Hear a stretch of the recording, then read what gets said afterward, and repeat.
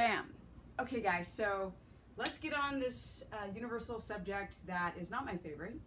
It's a recycled subject about keto, the ketogenic diet. What is keto, refeeding, intermittent fasting, carb cycling, carb refeeding, urine strips, what the frack, right? Okay, so a lot of you guys have this concept wrong. There's a lot of people from the bodybuilder world jumping on keto. It's super trendy right now, and I hate trends because what? Trends do not last. And I don't want keto to be a trend because it is, how shall I say this, so beneficial, it's very medicinal, and people suffering with severe autoimmune disorders can benefit from it. And if they don't get these quick results that you hear on the internet, people give up. So let's talk about this, right? So I've been doing keto for 8 years with no refeed. So a lot of people say, well, what is refeeding? Refeeding would mean to eat carbs again, because this is a low carb diet, so I would be refeeding back onto carbohydrates. So the term is loosely used. I'm doing the keto diet. Bodybuilders, you guys out there, I'm doing the keto diet. You're not doing the keto diet. Well, I produce ketones after a week, and then I refeed to spike my metabolism. And I'm like, there ain't no freaking science behind that crap at all. So I've been doing this for a while, right? I've been doing this for 8 years, no refeeding, and I've been working with the public, the general public, for 3 years, and 2 years prior to the general public, which it's over 2,500 people now. I worked with 8 subjects for 2 years, recording all the data about how their body is adapting to a lower carb, higher in fat protocol. And so I did not have them refeed. I had them do what I do, which is stay strict keto. So I'm gonna break this down for you. Okay, you drop your carbs, people drop their carbs, and what I'm finding out is that people have their fats around 100 grams of actual total fat, which is not enough. And they use like avocado and olives because they don't really know how to, or olive oil, a little bit of butter because they don't actually know how to get the fats in. So people are still doing chicken breast and tuna and whitefish and lean meats on a ketogenic protocol, where in actuality you need those monosaturated MUFAs, PUFAs, SFAs to actually keto adapt, which is more like a human body's fatty acid profile between those 3 fatty acids. So you do the ketogenic diet, you drop your fat, you raise your fat to about 100 or 110, and then you drop your carbs down to whatever. Some people do no carbs at all, which is like, hello, we need the prebiotic fiber for your messed up guts. With that said, they have the protein too high, and essentially doing that type of a protocol where you still have your protein over 100, you're starving, because you've depleted your glycogen the first day or 2 day. You deplete your glycogen storages, and then you're not refeeding. So you're running around, you're doing your fasted workouts, you're not really eating, or you're fasting in the day. And in the beginning, you're like, I feel great, I feel fabulous, I haven't eaten anything, I'm intermittent fasting, it's so fabulous. But you can't wait for that on the 7th day or the 10th day, refeed back onto carbohydrates, right? And then you get like, you kind of get a little tempted towards the end of the week, and then you go freaking bananas on the processed carbohydrates because you believe by spiking your insulin, because your insulin has been low all week long, and that's metabolically damaging, or it's derangement, right? To keep your insulin so low, to be that insulin sensitive, but really are you? This is where the information gets hella garbled up. Let's break this shite down.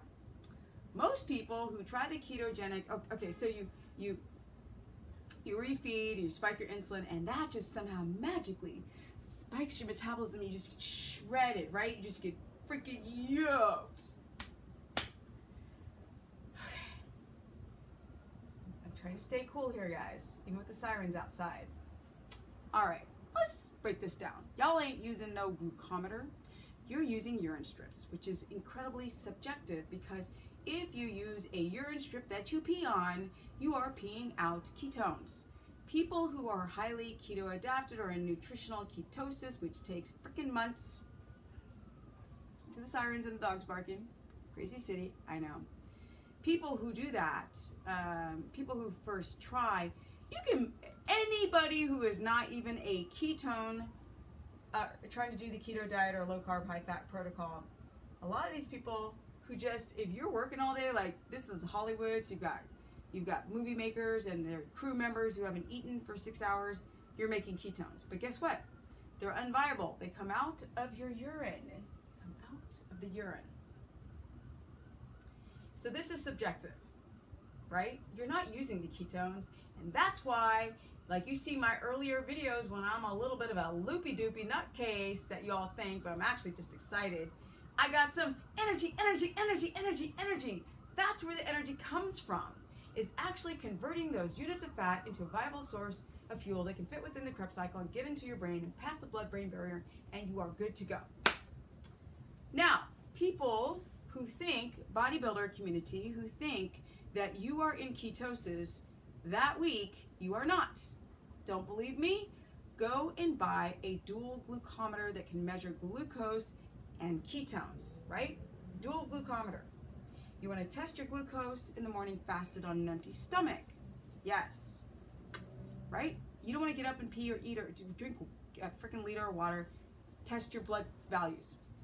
You also test your ketones. You do not test your ketones at any other part of the day except for the morning, because this is an objective number, because you have been lying down doing nothing while sleeping but making ketones, right? Viable ketones. So eating food always makes those numbers subjective. That's why we do a fasted ketone reading. If these people who think they're in ketosis for those days during the week were to test their glucose, they would see probably, I'm just saying, a big chunk of them are going to see insulin resistant numbers. Now, listen to this. You're going to see glucose over 90, 100. A lot of you people who look fit on the outside, but really metabolically, you're struggling. You're struggling because you have pushed your body to the freaking wall, which damages your metabolism and messes with your T3, your reverse T3, and your adrenals. I'm just saying, not everybody, but a lot of you. Right? The fasted cardio, the running around, the not eating enough fat. So essentially, you go a whole week. Now, some people get over the 200 grams of fat. They start to produce ketones. And the body might actually use a little bit of those ketones in 6 days. But it doesn't use that much because it doesn't know how. This is a process. More sirens. I'm just saying, this is a process. You must get the brain to stop being crack cocaine addicted to glucose, because you guys can make glucose in 3 minutes by gluconeogenesis just by having a friggin' crappy day, or a negative text, or a bill that you have to pay, or bumping your elbow and saying fuck, whatever, that can spike your blood sugar. And when that blood sugar spikes because of this chronic fight, flight, or flight, look at that, sirens. Chronic fight or flight syndrome mode, your body's primed and conditioned to do what? Spike glucose.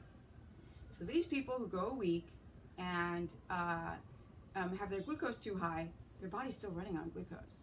The brain doesn't compete with both. It might use a little ketones, but it is still a carb burner. You are not in ketosis, so stop using that terminology so loosely. That takes months. It took me a year to get to the point where I could build 15 pounds of muscle. And if you guys see my videos, you can clearly see that girl has gained some muscles, right? I'm not vascular, right? I just came from riding my bike, so you see one little bicep vein, and that's it. I am not vascular, and I got lots of fat in the skin, right?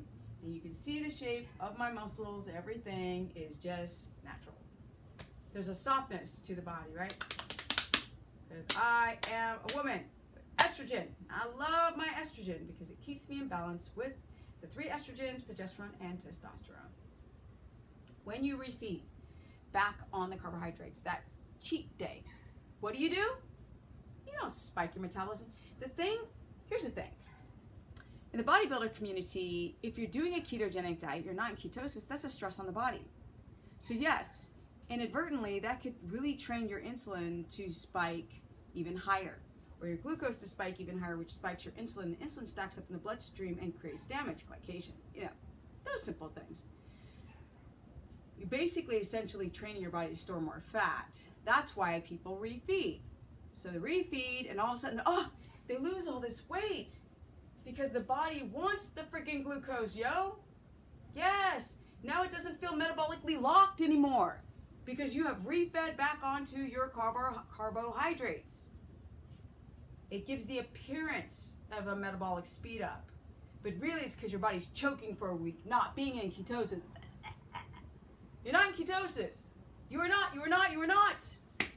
You make unviable ketones, and that's why your urine strip is turning friggin' purple. You really want to test?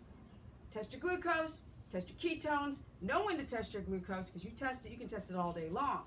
But you got to know when to test it, right? You got to know if you got histamine issues, thyroid issues, adrenal issues. Do you sleep? Do you get enough REM state cycles? Do you have leaky gut, right? Do you have any type of antibodies or any type of inflammation that you are not aware of?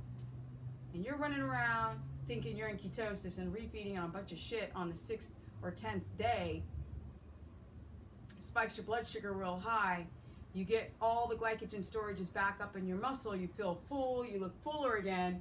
But as you guys can see, Steph does not look flat. I do not look flat at nearly 50. I don't think anybody out there who touts themselves is doing keto for years, have done it as strict as I have, with 20 net carbs coming from cruciferous vegetables and not obliterated and mushed out, right? 20 net carbs, no refeeds, not a one. And I just keep growing more muscle and becoming more metabolically balanced. Refeeding gives you the fake appearance that you're doing better because you have been struggling all week because the dang brain is like, I'm not getting enough glycogen. I'll make some ketones that'll come out of my urine, and then all of a sudden you feel amazing. You push through the weight because now you get full glycogen storages again. You can run on peak value, but when you refeed, the feeding is like you haven't eaten in 3 months. You just, and everybody starts developing these food addictions, and nobody talks about it. I mean, bodybuilder world starts to talk about a little bit about the food addictions because you carb deplete. You know, the whole carb cycling, we have low carb and low fat, and then you develop severe eating disorders. Well, this refeed after and calling it a keto diet and then having a cheat day is also creating food addictions because the brain has this super spike of glucose, super spike of insulin. Insulin stacks up in the blood and it's continuing to store fat, but your body's not freaking out because now the glycogen storages are refilled and your body feels like, I'm not choking anymore. And then you call yourselves keto. But you don't ever have the benefits, and you don't have the energy, and you don't have the fat in the subcutaneous skin, and you don't have the mental clarity, and you still have the bloat, you still have the leaky gut, you still can't sleep well, you're still tired in the morning, and you're still aging exponentially. And you still never get paper lean without starving and then freaking doing a ton of cardio. I do no cardio. I do none, I do none, I do zero. I'm glad I don't do any cardio. I ride my bike casually to the gym. I've got a busted knee, so I actually use more of my right side than my left because of a knee injury, so I'm not like using that as cardio. It is just perfectly enough to get nice blood flow, oxygenated blood to the cells to make me be in a homeostatic balance, the hormonal balance. Intermittent fasting is another faux pas. It's just starving. It's just dieting. Who doesn't like to eat? Oh, I feel so great fasting. It's so fabulous. So fabulous. Yes, I live in LA, and yes, people talk like that. So fabulous. So wonderful. Because you are not eating. You're like, I'm cleansing my liver. It's so great. You're not cleansing your liver. I'm talking about tripping. Your adrenals become overstimulated because you're not in ketosis, right? You mother suckers that are like going a whole week without eating anything. Your fat's too low. So your ketone signaling is whack. Go test your ketones. What? 0.2, 0.6? What? Some of you might get a 1 or 1.8. You might even get a 2. Glucose is too high. Some of you magically